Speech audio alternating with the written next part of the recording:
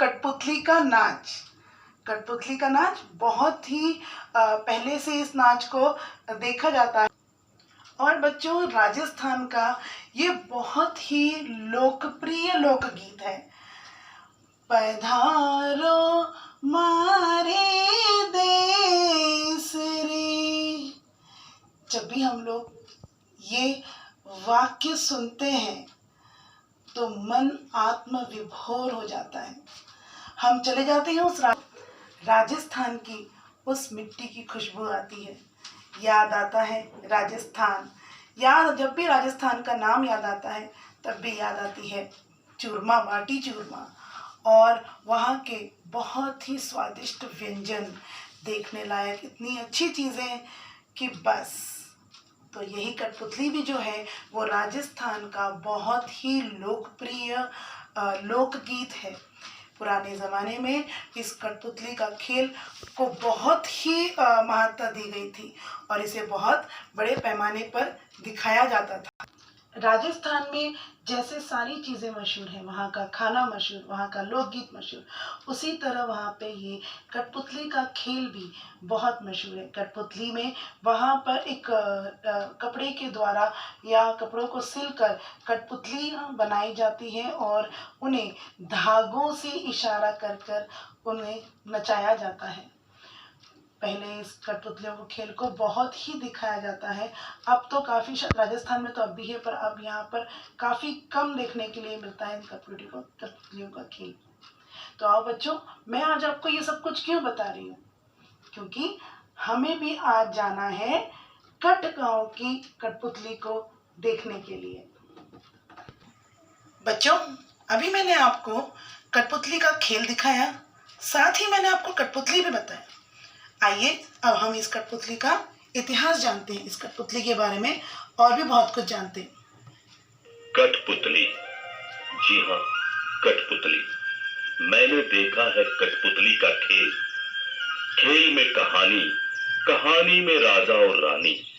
जब ऊपर पर्दे से कोई डोर हिलाता है तो कठपुतलियां तमाशा करती हैं। उसके हाथों की डोर और संगीत की धुन पर कठपुतलियों का खेल सच लगने लगता है।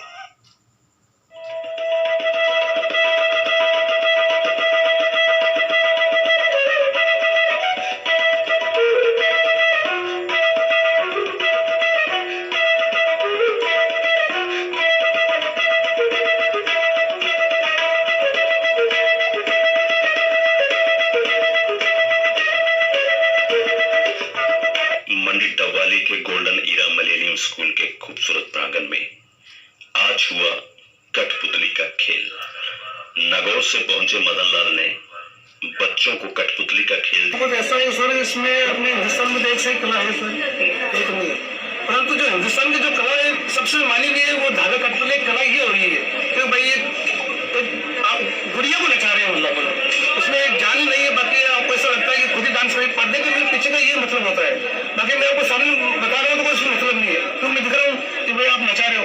पर्दे के पीछे इसका ये मतलब होता है कि कठपुतली पर्दे में, जिससे आप अगर उसको रात में देखेंगे तो और अच्छा लगेगा कि भाई खुद एक डांस कर रही है। कठपुतली का खेल दिखाते हैं तो बच्चे खुश होते हैं। बच्चे को सब बहुत खुश होते हैं। बच्चों के लिए तो करता हूँ मैं, ज्यादातर स्कूलों में करता हूँ। अच्छा, स्कूलों में? जी हाँ, स्कूलों में लुधियाना, अमृतसर जहाँ अपने सारे स्कूलों में कॉन्टेक्ट बुलाते रहते हैं, मैं चले जाता हूँ। सारे बच्चे खुश हो जाते हैं। और जब बच्चों के चेहरे पर मुस्कान होती है तो आपको कैसा लगता है? क्या बात है। और मुझे कठपुतलियों का खेल राजे महाराजे मनोरंजन के रूप में देखा करते थे। खास पहचान थी, खास ठाट थी। लेकिन वर्तमान दौर के अंदर आज कठपुतलियों का खेल लुप्त होता जा रहा है। ये कला लुप्त होती जा रही है। आजकल तो मैं देखता हूँ कठपुतलियां घर की दीवार पे सजावट के रूप में ही काम में आती हैं। एक दिन मैं तो बड़े गपचू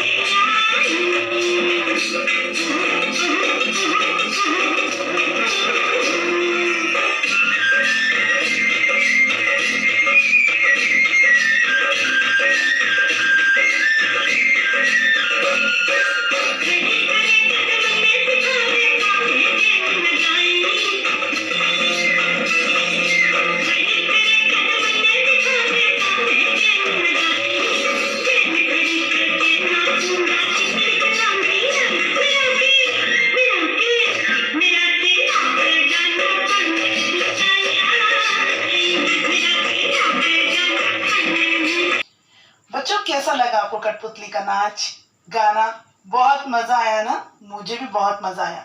बच्चों पता है, जब मैं छोटी थी तो मैंने एक बार कठपुतली का खेल देखा था और मुझे बहुत मजा आया था। तो आज मैं ये सब इसलिए बता रही हूँ क्योंकि हम भी चलते हैं हमारी कठपुतली के पास। कौन सी कठपुतली के पास जाना है हमें? कठगांव की कठपुतली। तो बच्चों देखो, ये जो है वो कठपुतली है और ये कठपुतली कहाँ की है?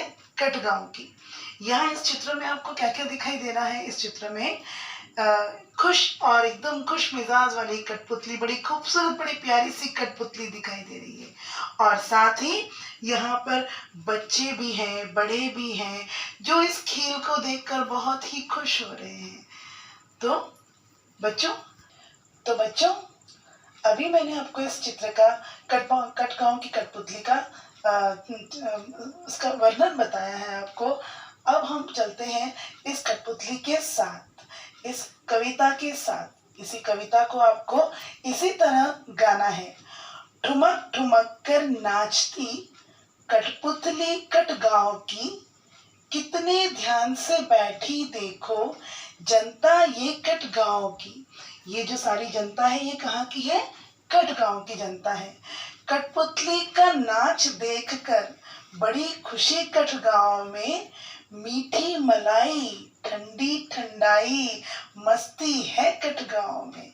तो देखा बच्चों, बहुत ही प्यारी ये कविता है और आपको इस कविता का वाचन और पठन दोनों करना है। ऐसे ही आपने नचा नचा के क्या करना है? ये ठुमक ठुमक कर नाचती कठपुतली कठगांव की, कितने ध्यान से देखो बैठी जनता ये कठगांव की। कठपुतली का नाच देखकर बड़ी खुशी कठगांव में, मीठी मलाई ठंडी ठंडाई मस्ती है कठगांव में। तो बच्चों इस कविता में क्या दिया हुआ है कि ये जो सारी जनता बैठी हुई है ठंडाई लेकर, मलाई लेकर, ये सारी जनता बैठी हुई है इस कठपुतली का नाच देखने के लिए। और ये कठपुतली भी कहाँ नाच रही है? कठगांव, एक गांव में नाच रही है। और ये सारी जनता है, इस जनता में बड़े भी हैं, बच्चे भी हैं, लड़के भी हैं, लड़कियां भी हैं। किसी के हाथ में ठंडाई है, किसी के हाथ में मलाई है और सारे ही बड़े आनंदित हो रहे हैं, हर्ष उल्लास से इस खेल को देख रहे हैं। बच्चों भी मैंने इसका चित्र वर्णन आपको बता दिया, मैंने इस कविता को भी आपको पढ़कर सुना दिया।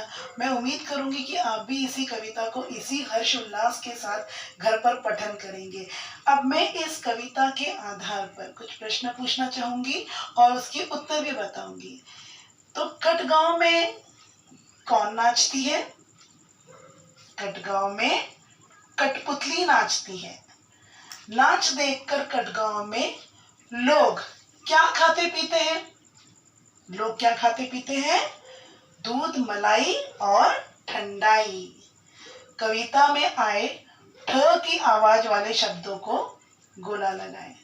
तो कविता में ठंडाई है और कठपुतली है, इस तरह से जो भी शब्द आए हुए हैं आपको उन पर गोला लगाना है। अपने आसपास से ठ की आवाज आने वाले अन्य शब्द बताएं। ठ से आती है ठंडी, ठंडाई, कठपुतली और ठुमका, ऐसे कई शब्द हैं। तो आपने भी इन्हीं शब्दों को ठ ऐसे उच्चारण करना है, ठ के साथ उच्चारण करना है। तो बच्चों आज आपको मैं उम्मीद करती हूँ कठपुतली का नाच देख के राजस्थान की आज यादें, मीठी मीठी यादें निकालकर बहुत मजा आया। मुझे भी बहुत खुशी हुई, मैं खुद राजस्थान में जाकर आई हूँ और जब वहाँ पर ये आवाज़ें आती हैं और उस राजस्थान में जब हम अंदर जाते हैं और वहाँ पर लिखा हुआ इतने बड़े अक्षरों से कि पधारो मारे देश रे, तो ऐसे लगता है कि राजस्थान की मिट्टी में हम पहुँच गए हैं।